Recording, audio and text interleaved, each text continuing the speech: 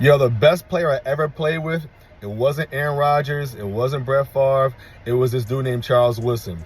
Now, if you don't know who that is, I advise you to look him up. The guy was an absolute baller. He was the first defensive player to ever win the Heisman Trophy.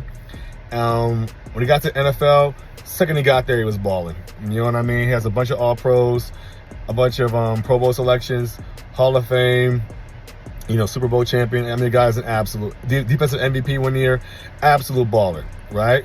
When I got to Green Bay in 07, like I was 21 years old, and he was like 31 or 32. I mean, he was older. But a lot of times the old timers don't really talk to the young guys, right? Like we're young, we're going to clubs, right?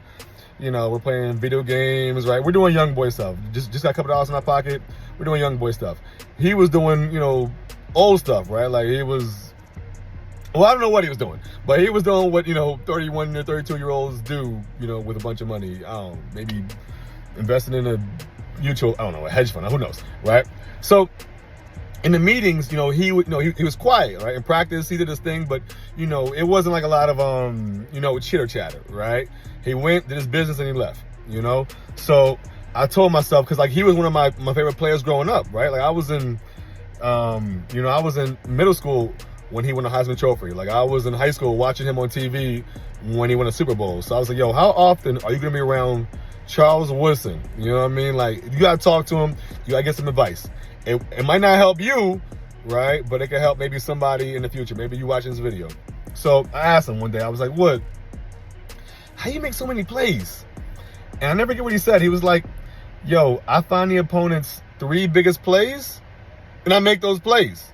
Like, so it wasn't like, this deep, profound thing, but it was, it wasn't like, this drawn out thing. It was deep and profound. It was so to the point. Like, if you think about it, right? Like offensive coordinators, in the NFL or in high school and college, like when they get jammed up, they have plays that they go to, right? If you play video games, let's say you play Madden, when you get jammed up, you go to this play, right? And offensive coordinators, OCs, they're no different, right? But the lesson can apply, let's say, as a teacher, right? Like, you know what? I can't do everything in this 60-minute period, but what's the main thing that I can, like, that my students can walk away with? Like, what's the main thing? You know what I mean? In business, I won't know every single part of the business landscape, right?